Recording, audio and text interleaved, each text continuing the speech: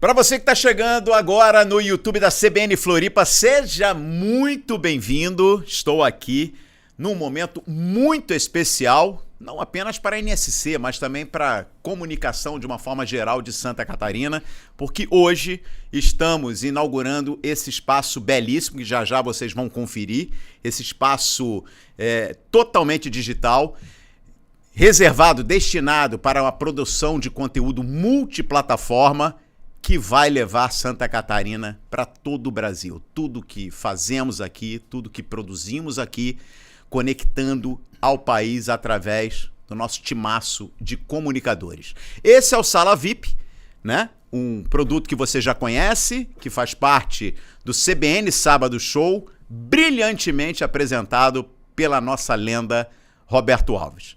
Mas justamente por ser um motivo muito especial, hoje o Roberto Alves não está aqui no microfone do apresentador. Ele está aqui, na minha frente, como o primeiro convidado, mais do que especial, porque, como disse, é uma lenda.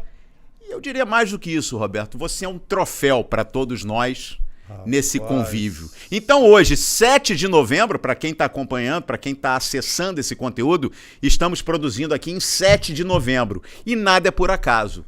No Dia Nacional do Radialista, temos a honra de bater esse papo com o radialista mais antigo em atividade, não em Santa Catarina, no Brasil. Pode ser. Um abraço, Luciano. Tudo bem, Roberto? Muito bem, que responsabilidade, que momento extraordinário, que eu ainda consigo viver nessa carreira, mas isso é possível também graças à RDO, empreendimentos, construindo lares, instruindo sonhos, inspirando tudo que é de bom a RDO. Casas da Água, com você construindo os sonhos de uma vida inteira, e também a Água Mineral Santa Rita. Esses são os homens ou as empresas, entidades que garantem a nossa participação aqui todos os sábados, né?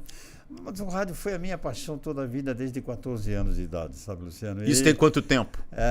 Só pra gente fazer uma conta rápida aqui. Em abril, 70 anos. Nossa Senhora. 70 anos. Porque com 14 eu estava começando, com 70 trabalhando, mais 14, 84 anos de vida. E aí, imagina você, 70 anos numa cidade, um garoto de calça curta, pé no chão, nenhuma condição financeira razoável, muita dificuldade familiar, separação de pais com 1 ano e 8 meses. A vida foi muito, em alguns momentos, cruel, mas neste momento muito agradável, muito feliz, muito, sabe, eu já posso dizer que se parar hoje ou amanhã, paro com muita alegria, com muita felicidade, na certeza de ter construído alguma coisa. A gente pode tocar esse bate-papo aqui numa ordem cronológica, mas eu prefiro quebrar a lógica, tá? Eu prefiro estar no hoje. Quando você fala 70 anos atrás, isso quer dizer que você já segurava um microfone antes do Brasil conquistar a primeira Copa do Mundo. Né? Foi exatamente muito tempo, muito tempo. E a gente vai falar sobre tudo isso e muito mais, mas eu quero começar também, por que esse também é um momento especial na vida e na carreira do Roberto Alves. Tá aqui, ó, em minhas mãos, arrombasse, que é um termo, é um bordão muito usado, tá aqui, ó, tô nessa câmera aqui, ó, se conseguir mostrar aqui, a gente tá com uma equipe grande, hoje tá o nosso Yuri Duarte ali, ó, tocando nossas imagens, e ó, tá aqui o livro que será lançado, né? Agora, nesse mês de novembro, ou se você já acessou depois do lançamento, está lançado nas livrarias. Essa obra que conta história e histórias de Roberto Alves. Em uma frase, Roberto, quem é Roberto Alves? É um garoto cuja paixão sempre foi a comunicação através do rádio inicialmente, depois um pulo a mais para a televisão, muita luta, muita perseverança, muito curso de atualização em jornalismo, em esporte, uma vida dedicada ao futebol da capital, com ramificações no estado inteiro, depois no Brasil e depois em terrenos internacionais. Então hoje me considero aquele garoto daquela bucólica Florianópolis de 1941, no Campo do Manejo, hoje aqui, sentado à tua frente, outra bandeira do jornalismo brasileiro, e vivenciando esse momento novo que a empresa está passando, de muita felicidade, de muita conquista, de muito sucesso. Esse é o Roberto Alves, um garoto pobre, que foi melhorando, que foi se atualizando e que conseguiu sobreviver já aos 84 anos. Coube toda a história aqui nesse livro, Roberto? Já dava para fazer uma segunda edição, né? dava para fazer, porque tem muitas histórias que não conseguimos colocar, o livro incorporaria muito mais, né?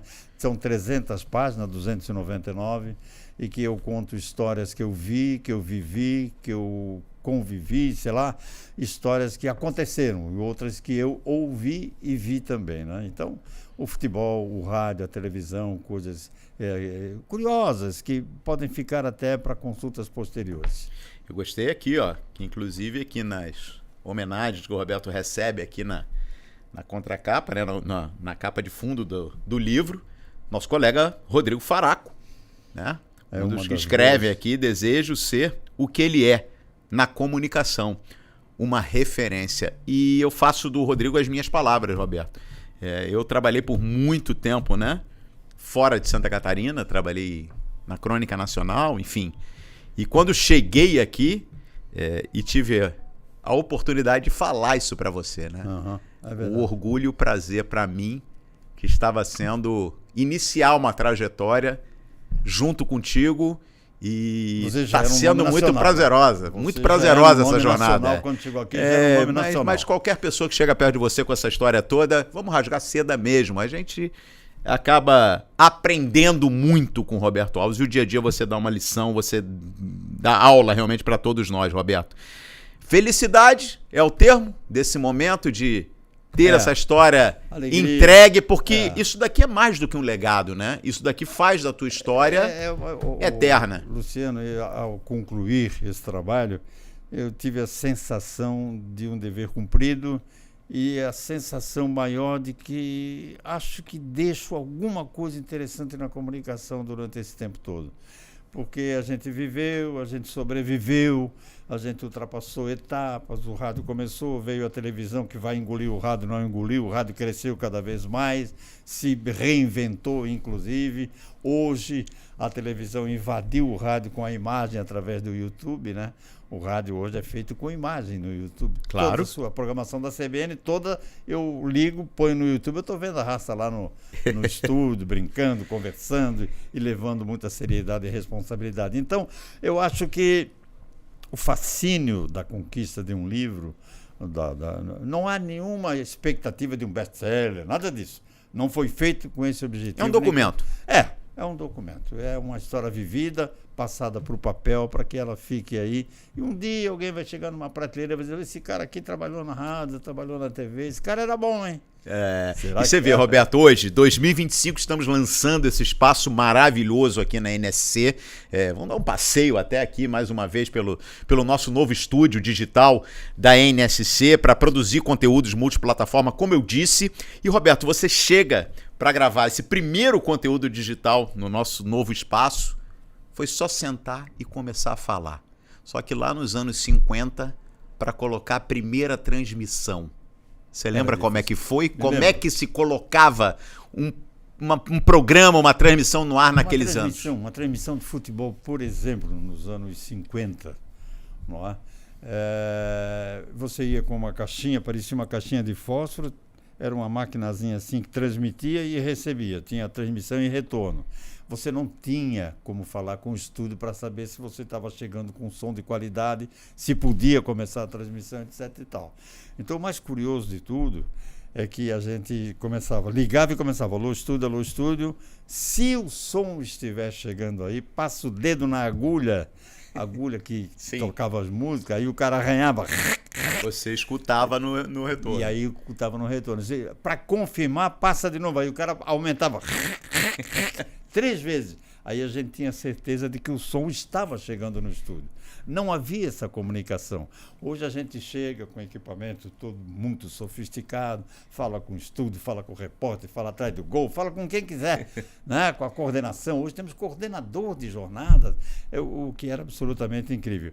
Então era muito comum, por exemplo, a gente ia a Porto Alegre transmitir um jogo, entrava onda curta em todo o Brasil, não entrava aqui, a transmissão não saía. Onde é que começa? Eu ouvia. Mas onde é que começa essa história? Qual era a emissora onde você iniciou? Na Rádio Guarujá. Eu comecei com 14 anos na Rádio Guarujá. Transmissões esportivas. Não, eu era operador de som. Sim. Eu comecei a aprender a operação do som. Eu tinha uma loucura pelo som, para aquelas entradas de música, a regulação do microfone e tal. Mas eu não queria só isso, né? Com 14 anos eu fui aprendendo, com 16 eu fui fazer um curso na Rádio Nacional, de sonoplastia. Na Rádio Nacional trabalhei numa novela chamada O Drama de Cada Um, fiquei 30 dias lá na Praça Mauá, e quem era a diretora da novela, a autora da novela, do drama, etc., Janete Claire. Janete Claire, um ícone. Autora de Irmãos Coragem, Nossa, primeira novela da Globo e tal. E ícone da teledramaturgia brasileira e mundial, né, das novelas históricas. O estúdio da Rádio Nacional era uma casa. Se você tivesse uma cena de que está chovendo, tinha um chuveiro caindo água que parecia chuva.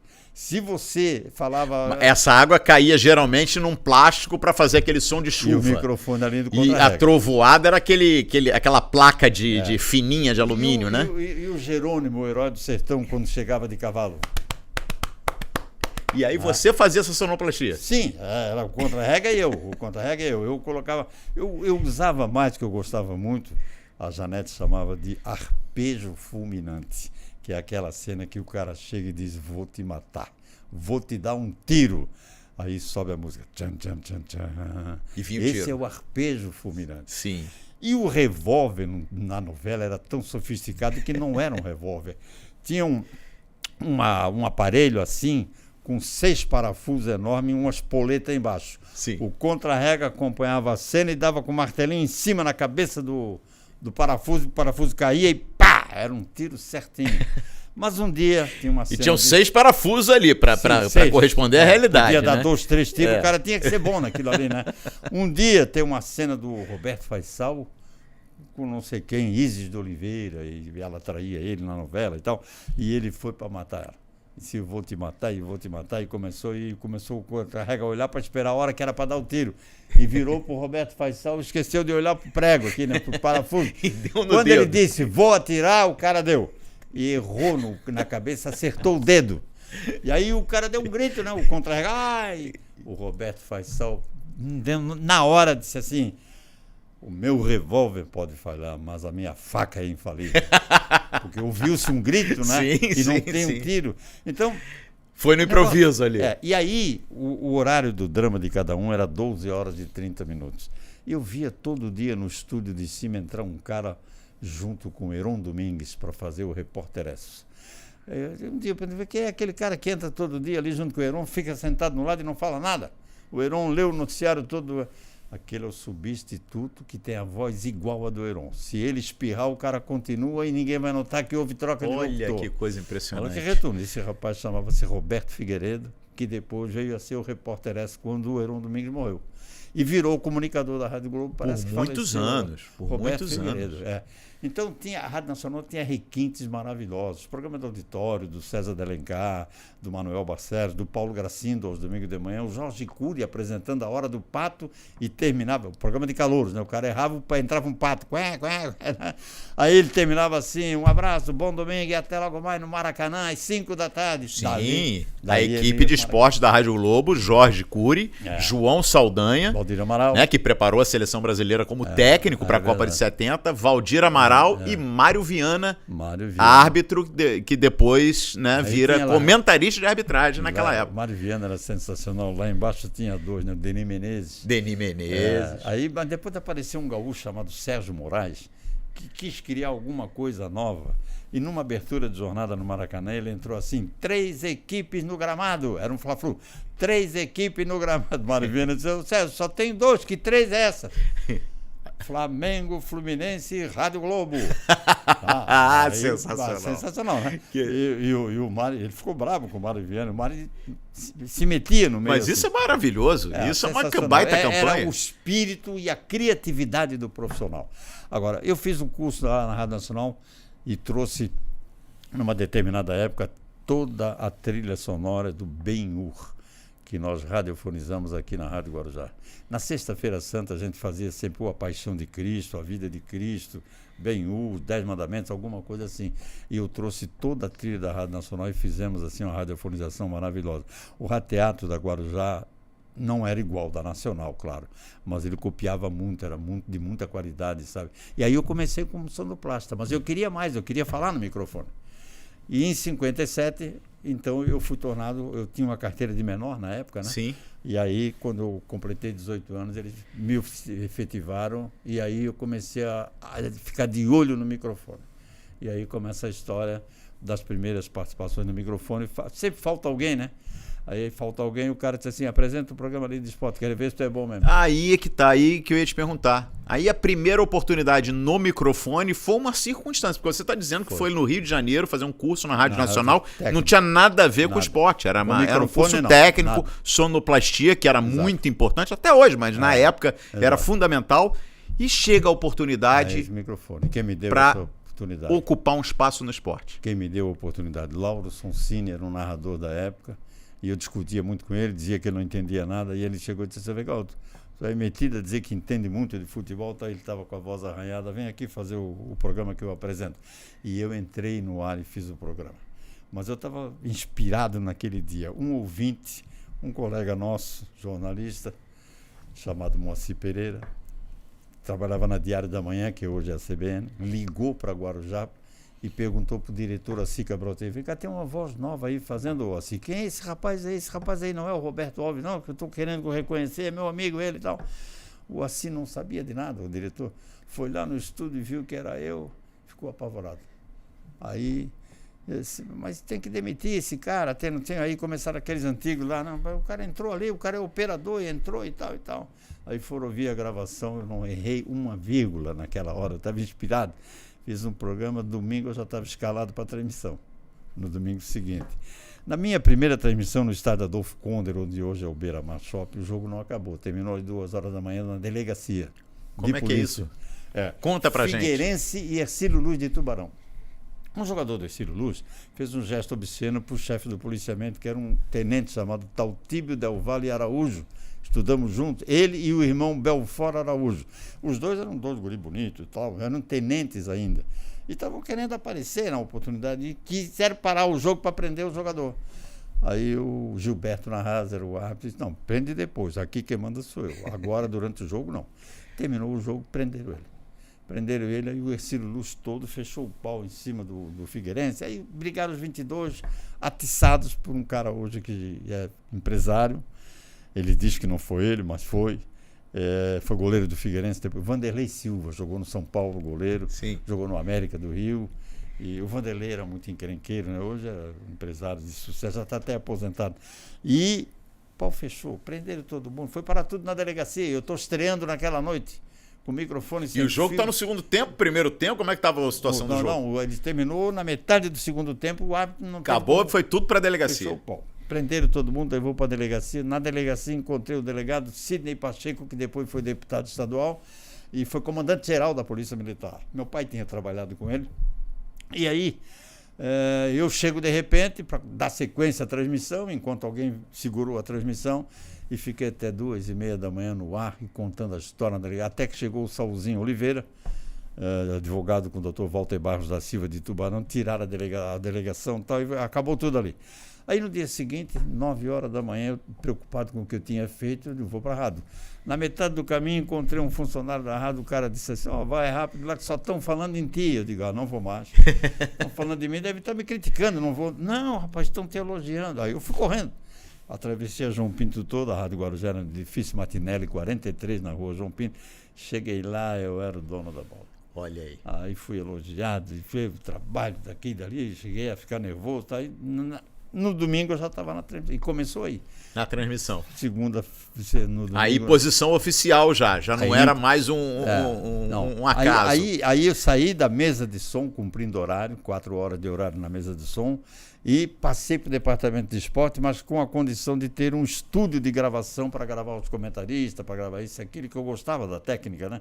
E aí montaram um esquema lá, eu fiquei gravando, e eu me liberava para ir para o futebol.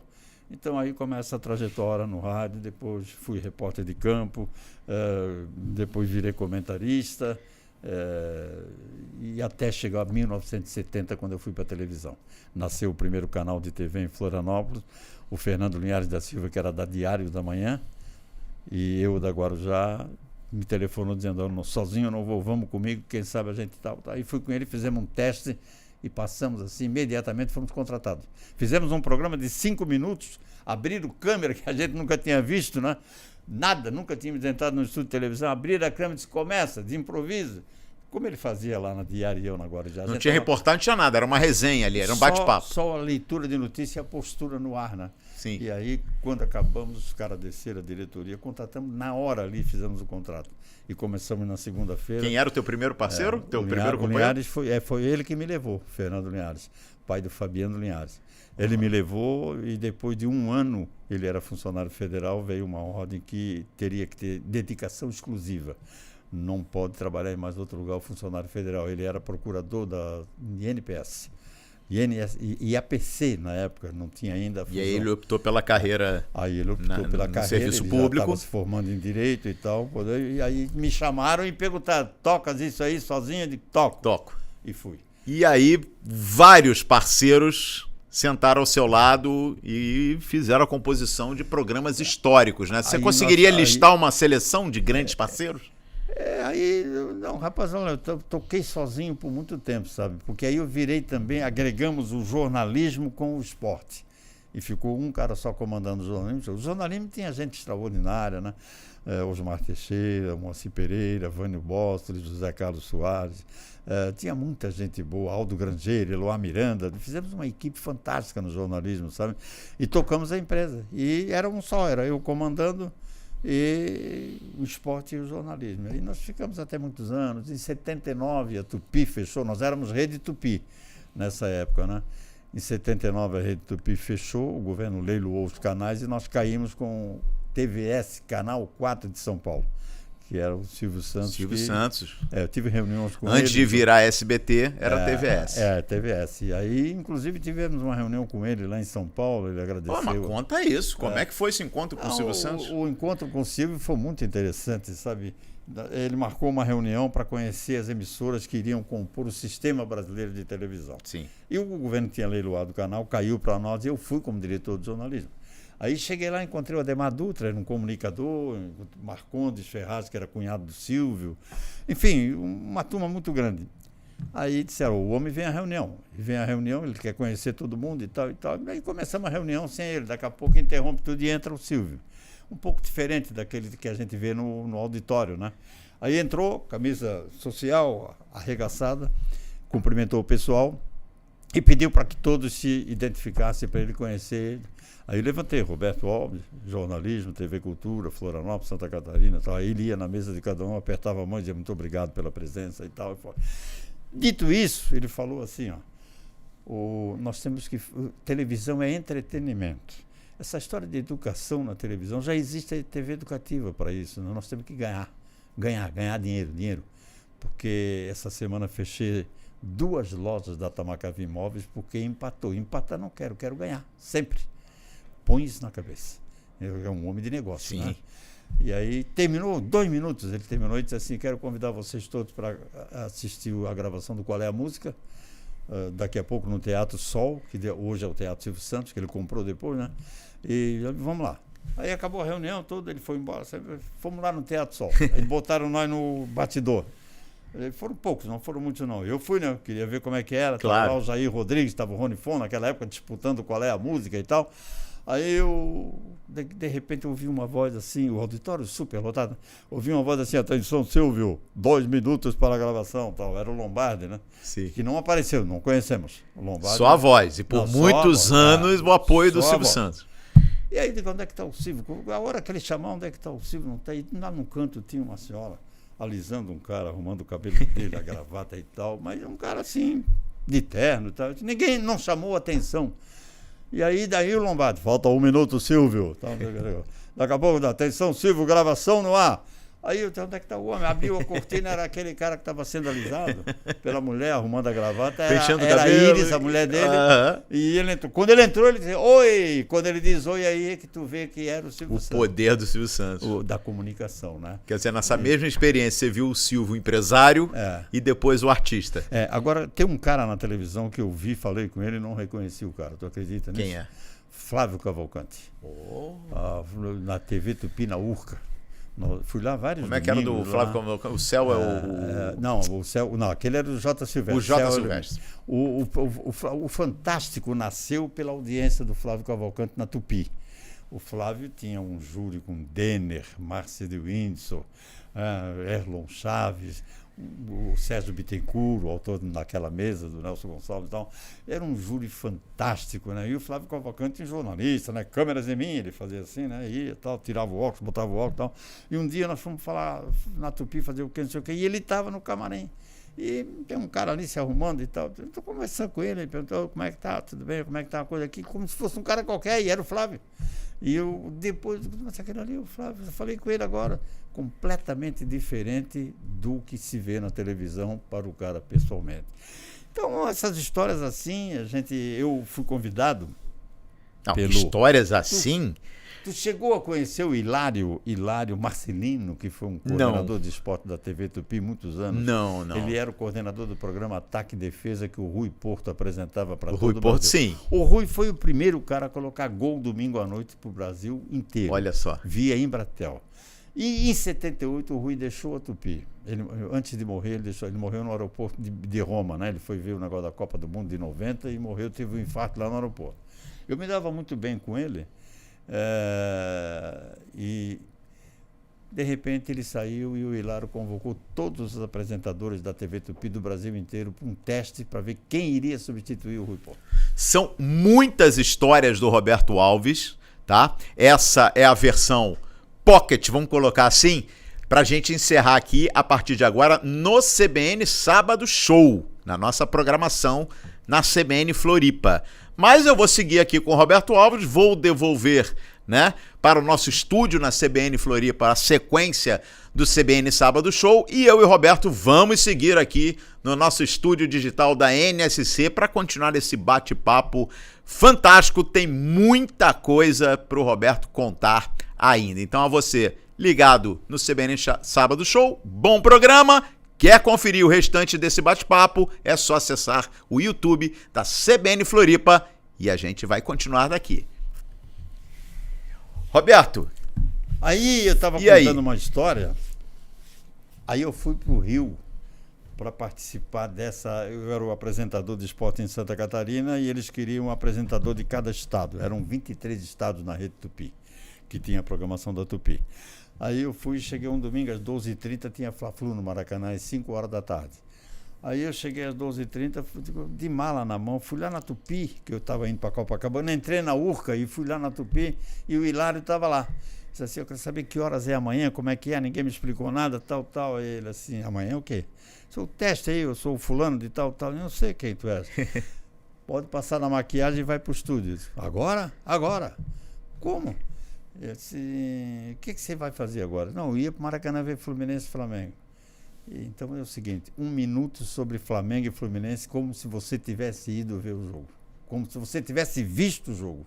Que era um comentário seu. Me dá o resumo do jogo. Um jogo fictício, não um Fla-Flu fictício. O jogo era 5 horas. E eu fui para o estúdio, arrumaram, tal, manteram uma camisa lá que não era a que eu levei, a especial e tal. E fiz o comentário. Eu acho que eu fui bem, sabe? Me saí bem. E fui pro hotel e disse, e daí, amanhã tu vem aqui. Aí segunda-feira fui lá, já tinha um resultado. Todo mundo tinha gravado no domingo. E eu empatei em primeiro lugar com o Ivo Amaral da TV Marajoara de Belém do Pará. Falei com ele faz uns 15 dias pelo WhatsApp, ele está com 84, é da minha época também. E o Ivo tinha um improviso maravilhoso, o cara de uma facilidade extraordinária. O Hilário teve a deselegância de, na minha frente e na frente do Ivo dizer assim, ó, vocês dois empataram, foram muito bem, belo improviso e tal, e aí deu o resultado. Ivo, você perde para o Catarina porque você tem a cabeça muito grande e um sotaque muito nordestino. É de Belém, olha só. do norte do país. Teu sotaque é muito carregado. Então é para comunicação. É para comunicação local. O Brasil até inteiro, hoje, né? Tanto até do sul pro centro, do nordeste pro centro, ainda impacta muito. Naquela época muito mais forte, né? Tem uma diferença muito grande. E aí tal. Mas aí um câmera chegou perto de mim, ouviu a história e disse assim, Catarina, tu não é louco de vir para cá, né? Eu disse, como vim para cá? Por quê? Ele disse, olha aqui, tá vendo aquele boteco ali? Todo mundo deve há mais de um ano ali. É ali que a gente almoça, janta, porque o cara é gentil com a gente, de vez em quando vai lá dar um vale. Mas por que isso? Porque aqui não sai dinheiro nunca. Aqui não tem dinheiro. Tupi já estava praticamente naquela época, né? E eu disse, não, eu vim aqui porque eu queria vir mesmo aqui no Rio, conhecer, passear e tal. Mas eu não tenho nenhuma pretensão de vir para cá. Vai embora, não. Vai lá se manda daqui, que não vai ficar legal. E eu não fui, né? Um ano depois a Tupi fechou realmente em situação, Sim. Morreu Assis Chateaubriand, aquela história toda, e eu acabei não indo. E aí nós comentamos isso no telefone, eu e o Ivo Amaral, e o Ivo dizia assim, aquele grosso daquele lado, diz que eu tenho a cabeça grande. Aí nós rimos pra burro, esse negócio. Levamos na esportiva, né? E o Rui Porto faleceu antes da Copa de 90, no aeroporto de Roma, né? O Rui estreou um programa aqui, Tempo de Esportes, 75, ele estava no auge, mas o Rui era muito bom, né? Tinha um improviso muito bom, aquele comentarista de classe para todas as classes. Ele fazia o comentário, às vezes ele ia era a marca dele. Gravata, era a marca, era o slogan dele, né? Casado com a dona Zila, a mulher dele era funcionária do Ministério dos Transportes lá no Rio, alguma coisa assim. E o Rui apresentava desfile de Bangu, era quase que um colunista social, especial, tipo Zósimo, assim, né? Enfim, e eu estreiei um programa nas 11 horas, 74, Tempo de Esporte, 73, e trouxe na abertura do programa o Rui como convidado especial. E o governador Colombo Salles, na oportunidade, foi muito gentil. Nós estávamos envolvidos em entrar no Campeonato Brasileiro de Futebol, mas não tínhamos estado. O Avelange veio aqui na época da CBD, olhou o Orlando Scarpelli, o Colombo Salles foi junto, recebeu ele entrou com 2 milhões e pouco naquela época para fazer arquibancadas metálicas, para dar condição de Santa Catarina ter um estádio. Um jogo. Isso. E aí o Rui, fomos almoçar no Palácio da Agronômica, jantar e tal, depois fomos para o programa. E o Rui, muito gentil, como sempre. Uma vez o Figueirense jogou com a América no sábado à tarde no Maracanã, eu fiz o jogo direto pela televisão como narrador, ele comentou o jogo para mim, foi o jogo lá. O Rui sempre foi muito gentil, né? E nesse livro que nós estamos lançando, tem foto dele comigo sentado no Arrombace. O Roberto, você contou aqui no início do nosso bate-papo, né, que tudo começa numa mesa de operação de áudio, do História no Rádio, né? É verdade. Da mesa de operação de áudio para quantas Copas do Mundo? 7, né? Na verdade 6, mas eu estou computando uma que no tempo da Tupi nós fomos em 78 na Argentina. Na Argentina. Fui convidado por um outro grande profissional, esse aí é inesquecível, Walter Abrão. Walter Abrão era diretor de esporte da Tupi, e ele vivia muito, ele simpatizou comigo, foi comigo. De vez em quando ele me chamava sábado pro programa dele lá em São Paulo, no Sumaré, eu ia lá e participava do programa dele. E o Geraldo Bretas era o comentarista dele. E depois virou o Mário Moraes, aquele famoso da Bandeirantes. E aí o Walter Abrão disse assim, Mané, vem cá, pega um avião e nos encontramos em Buenos Aires, no hotel tal. Aí peguei um avião e fui, né? Estava começando a Copa do Mundo, 78. Ô, Walter, o que nós vamos fazer aqui? Assim, vamos tentar transmitir alguma coisa. Tentar transmitir. Nada, conseguimos nada. Ficamos 4, 5 dias e viemos embora. Tinha direito. O Walter, enganaram ele dizendo que ele que tinham pago direitos de transmissão. E o que vocês faziam com a bola rolando, sem a transmissão? Não, ninguém, não fomos nem para o estádio. Ficava no hotel mesmo. Ficamos no centro de imprensa, o Walter fez algumas transmissões dali e tal, uma ou duas, mas viemos embora. Essa aí é uma Copa fictícia, né? Mas eu digo que é 7, mas na verdade são 6, né? Mas você fez bastidor, de qualquer forma, você estava vivendo o ambiente ali. E aí depois sua trajetória mesmo, com transmissões, com participações mais efetivas, 82 Espanha para frente. Não, 98 a primeira na França. 98 na França com a RBS. Com a RBS. A RBS levou 43 pessoas nessa Copa do Mundo de 98. 7 de Santa Catarina, entre Jornal Diário Catarinense, CBN e a TV RBS. E foi a primeira, um deslumbre, né? Um encantamento, uma coisa louca, você chegar em Paris. Eu tinha chegado na RBS no dia 12 de janeiro de 98. No dia 25, o Pedro Sirotsky entra no ar, no debate diário, e disseram assim para mim, ó, tem um cara que vai entrar no ar aí e tal. Não, um cara que vai entrar no ar, não vai entrar, né? Eu quero saber quem é, como eu estava apresentando, o programa era novo e tal, era de meio-dia às 2, o debate diário. Já era o debate diário. Já era debate diário. E aí, eu disse, não, aqui não vai entrar ninguém, tem que falar comigo. Tal.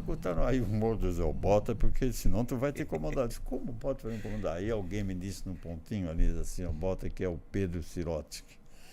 E o Pedro Sirotsky entrou direto de Joinville, anunciando a equipe da RBS que ia para a Copa de 98. E foi enrolando, e 43 nomes, o 43º era o meu.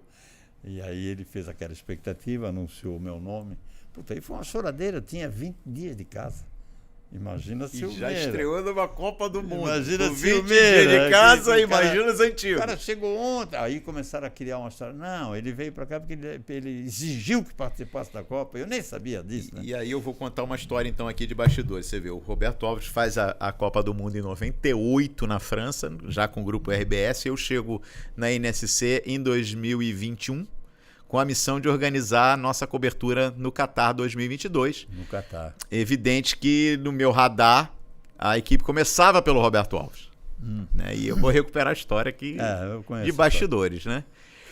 E só que existe, evidentemente, né, uma necessidade da gente, eu não digo passar o bastão, mas a gente formar e dar casca aos novos comunicadores da casa. Isso foi conversado, eu lembro que eu te chamei, claro, nós conversamos. Claro, me lembro bem. E o Roberto foi amplamente favorável, né, a esse movimento. E nós escalamos, né, além do Matheus Castro, o nosso cinegrafista, enviamos para o Catar o Rodrigo Faraco e o Carlos Rauen, os 3 estreantes em Copa do Mundo. E havia um acordo que a gente enviaria o Roberto Alves a partir das oitavas de final para o Catar. Estava tudo acertado.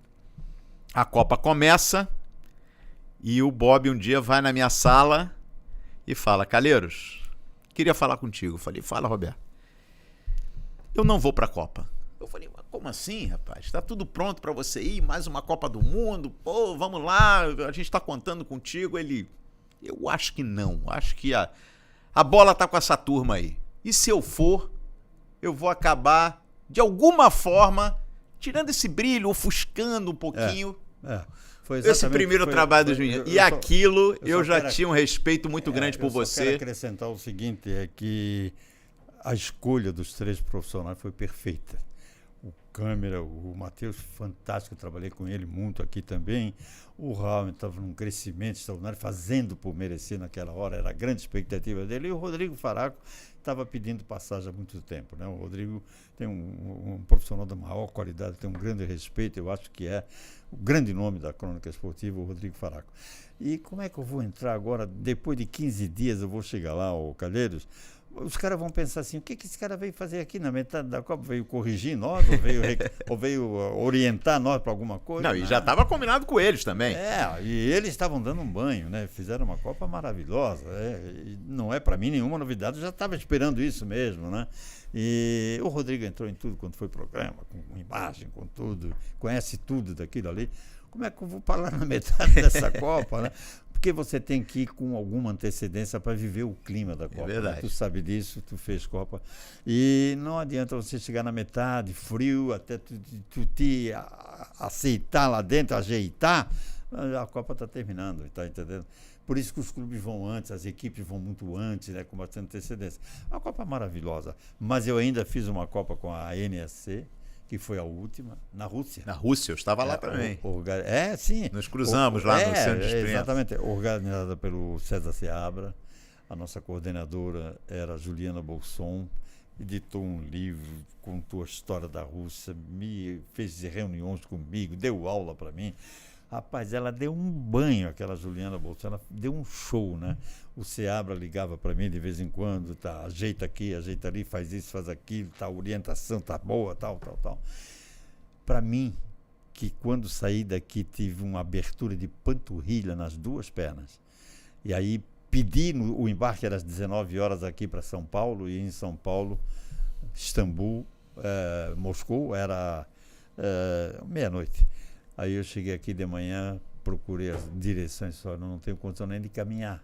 Como é que eu vou embarcar numa Copa dessa aí com duas panturrilhas? Fui o médico deitado, o cara disse, vai repousar. Aí disseram para mim, agora não dá mais tempo. Tem que ir. O Luciano, a organização foi tão bem feita aqui pela NSC que aonde eu chegava tinha uma cadeirinha. Uma cadeira de roda me esperando. Para te levar. Inclusive na Rússia. Aí um russo chegou e com um nome meu ali, mas em russo, para descobrir que era Roberto Alves ali e tal. Mas o Diógenes Pandini, o nosso repórter cinematográfico, sabia tudo de Rússia, né? E aí, aonde eu ia? No estádio, cadeira de roda. Os caras diziam, vem cá, tu não tem nada, vai trabalhar, levanta aí e tal.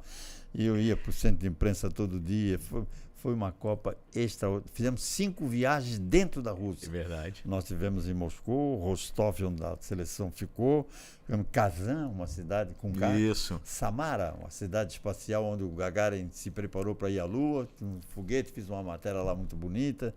E a Juliana sempre comigo no WhatsApp e tal. Rapaz, e esse Pandini deu um banho de... Sabe, chegou a me andar comigo no colo, nas costas dele. Fantástico, fantástico. Foi a Copa que eu inesquecível. E tem a história fantástica também da entrevista com o Ruud Gullit na França. Essa foi na França.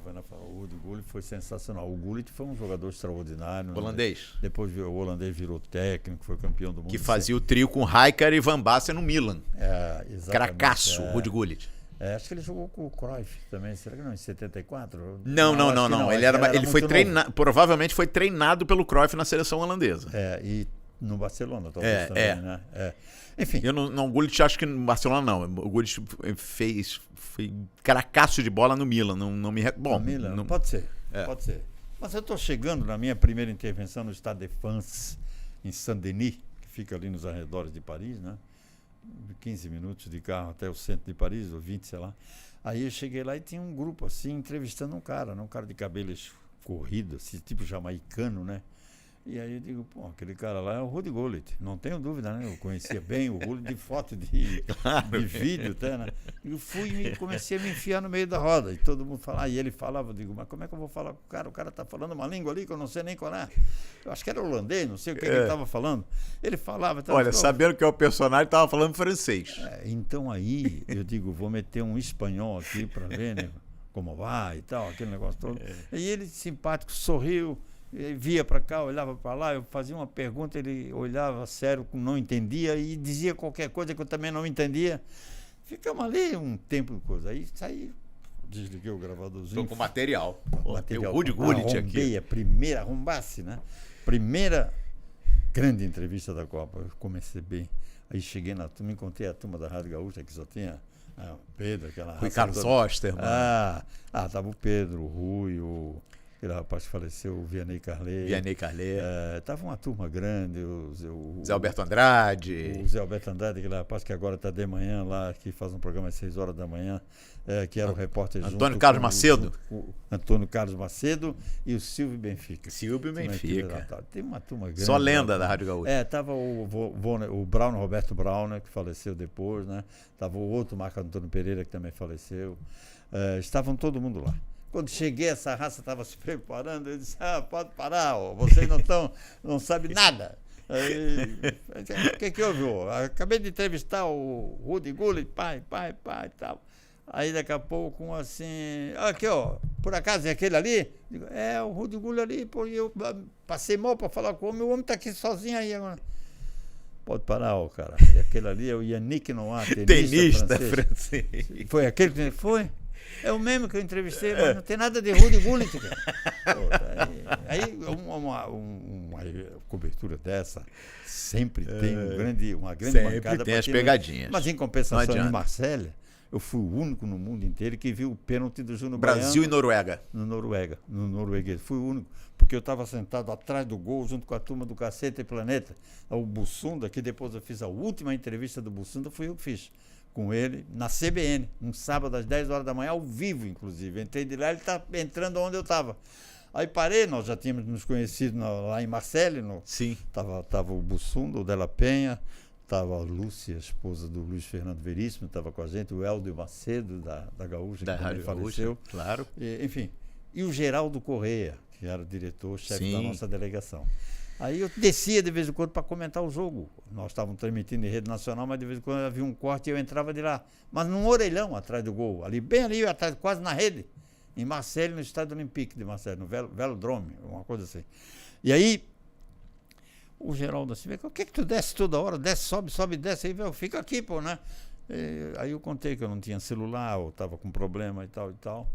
E ele me deu o celular dele para eu não descer mais. Mas na última descida, eu vi o pênalti do Júnior. A bola vem na área. E tem 2, 3 na frente e tal, e eu tô aqui no orelhão e vi bem ali assim. Ele puxa a camisa do atacante da Noruega. E no circuito mundial de televisão não tinha essa câmera, que apareceu no dia seguinte, era uma câmera madura da Suécia, o cara vendeu para todo mundo e apareceu. Era o Júnior Baiano puxando a camisa do... Aí, quando chegou aqui, o coordenador da CBN disse assim, aqui, ó, muda de opinião, porque tu é o único que está dizendo que foi pênalti. O mundo todo diz que não foi, só tu que foi. Muda de opinião. Eu disse, não, se for para ir atrás do mundo todo, eu fico aí, não venho para cá, né? Eu vi o pênalti ali, não quero acreditar, paciência. No dia seguinte, todo mundo pediu desculpa, mas ninguém disse que fui eu o único que vi. Ô, Roberto, tanta história em Copa do Mundo e tem história fantástica também dentro de estúdio. Já foi até refém dentro de estúdio, em programa ao vivo. Um soldado que invadiu o estúdio. Onde né? era o programa aqui? O programa era Terceiro Tempo, chamava. E o que aconteceu? Programa. Aconteceu que um soldado chamado Silvio Roberto Vieira... Isso era que ano, Roberto? Foi em 85, 86, 85 por aí. Ele foi avisado que havia um aumento na Polícia Militar na segunda-feira. Ele estava em tratamento psicológico e tal. Aí pegou e segunda-feira, antes de ir no quartel, ele entrou no bar e começou a tomar. Quando ele chegou lá, disseram para ele que não tinha aumento nenhum e conversa fiada do governo e tal. Aí ele foi para o bar e ficou enchendo, né? Tomou todas as geladas, tomou algumas... Enfim...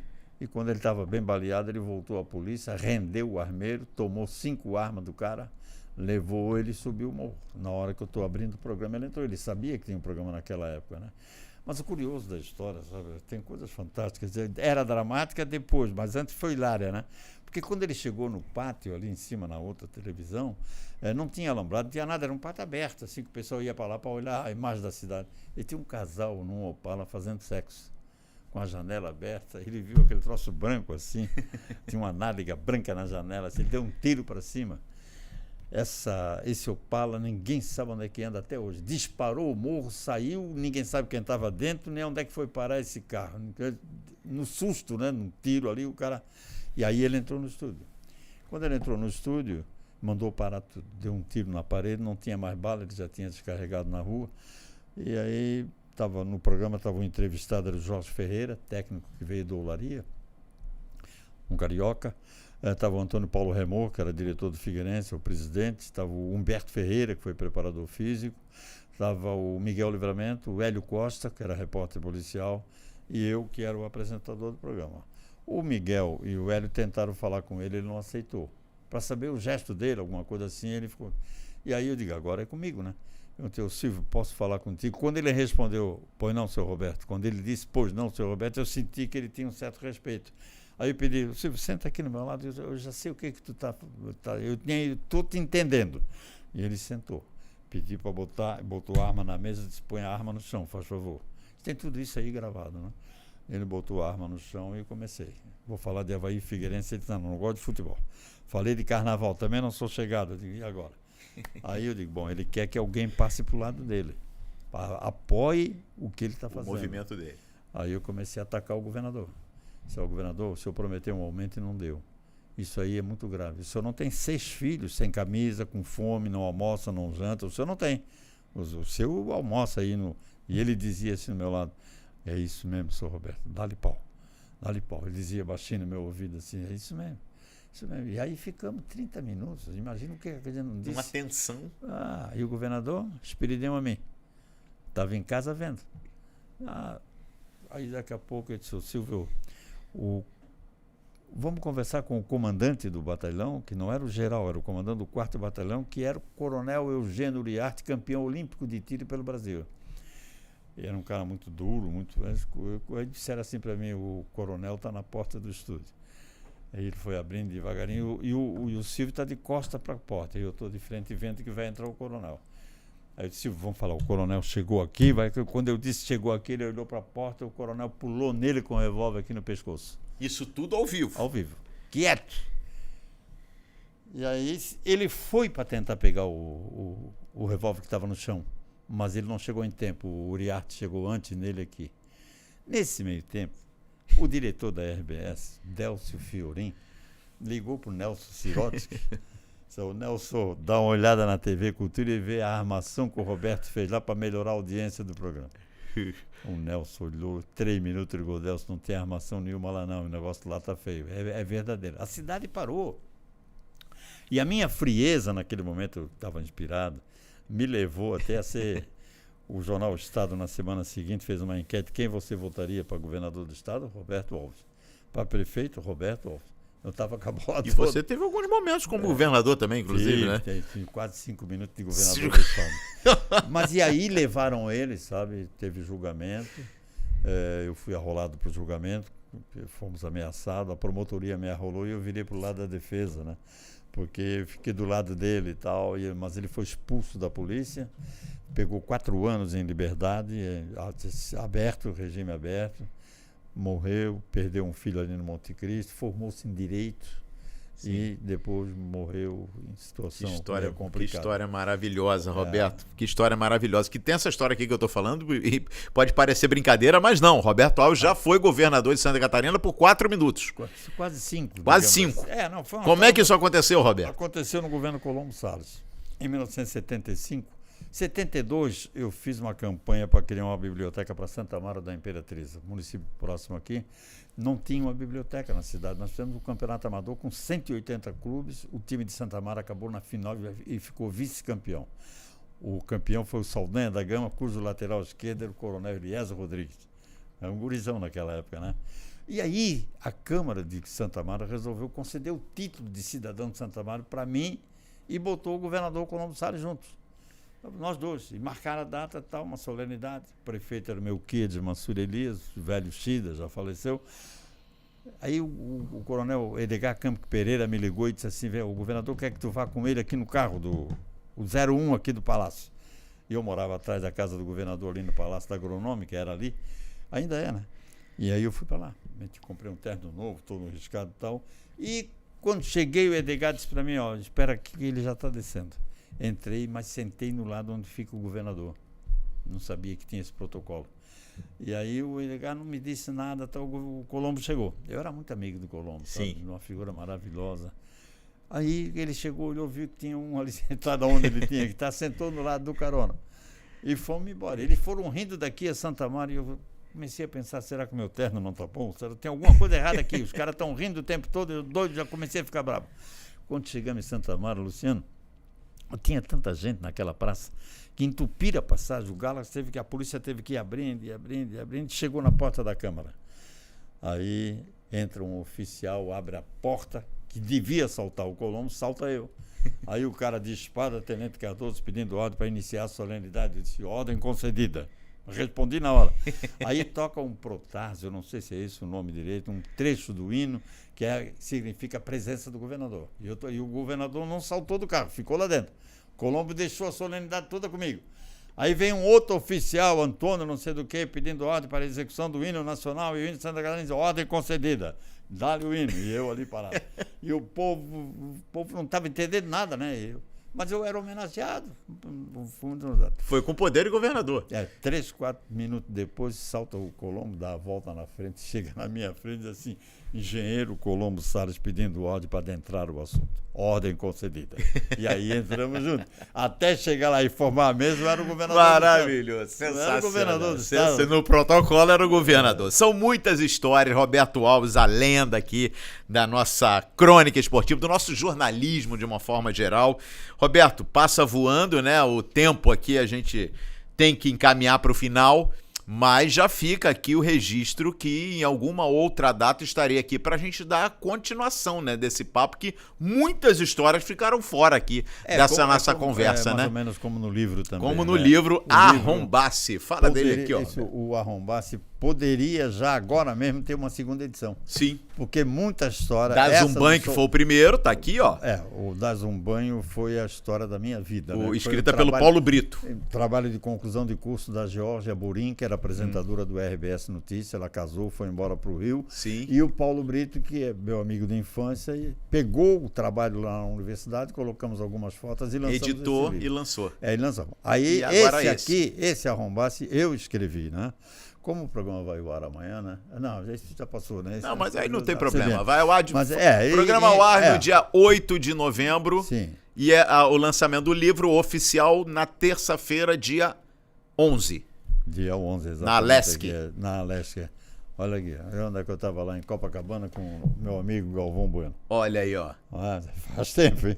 Olha como ele era novinho. Que registro, hein? Que registro. Olha como ele era novinho. Que baita registro. Ele tinha terminado de narrar um jogo de futebol de praia às 10 horas da manhã na Globo. E ele já tinha passado aqui na Rede OM essa hora. Nós vamos falar ainda em um outro momento da vez que você também participou de coberturas com o Pelé em campo. Mas antes de encerrar aqui, Roberto, só pode escolher um jogador, tá? Na história do Avaí, desde que o Roberto acompanha futebol em Santa Catarina, qual o maior jogador do Avaí? Saul Oliveira, Saulzinho. Foi nos anos 50. E no Figueirense? No Figueirense, Júlio Camargo, talvez. Júlio Camargo? Júlio Camargo já faleceu também, né? Tudo jogadores de épocas passadas, né? Era um jogador muito elegante, muito... Um assim de supetão é difícil, né? Porque tem muito mais, né? Dois grandes nomes. Geralmente você vai dizer, esqueci do fulano. Saul Oliveira foi. Mas agora no instinto vieram esses dois nomes. Saulzinho. Então, pro recorte, são esses dois nomes que tem o carimbo do Roberto Alves, que se prepara para mais um campeonato catarinense. Vem aí o Campeonato Catarinense 2026. Né? Na NSC-TV e em todos os nossos produtos, multiplataforma, com a nossa grande cobertura, e o Roberto escalado, capitaneando nossa equipe. Se Deus quiser. Quantos campeonatos catarinenses? Só pra gente não perder as contas. 70 de idade, devo ter uns 60. Meu Deus do céu. 60 e alguma coisa. É muita história. Meu primeiro campeonato foi em 48, né? Então pronto, só aí. Pulando o muro ainda. Faz aí, ó. Faz a conta e você vai ter a dimensão do tamanho desse homem. Roberto, passou voando e foi muito legal, hein? Essa ideia que a gente conversou. Muita vontade. Tá entregue. Muito feliz, muito obrigado, muito agradecido por tudo que essa empresa me proporcionou, continua me proporcionando. Mas, sobretudo, Luciano, o que a empresa sabe fazer muito bem é respeitar o seu colaborador. E isso a nossa ESC faz como ninguém faz. Faz como ninguém faz. A partir do próximo episódio do Sala VIP, aí tudo volta ao normal. Roberto Alves estará aqui e do outro lado sempre grandes convidados. A você, obrigado demais pela companhia e fique ligado no YouTube da CBN Floripa. Se inscreva e ative o sininho. Valeu, Roberto. Valeu, obrigado. Até a próxima.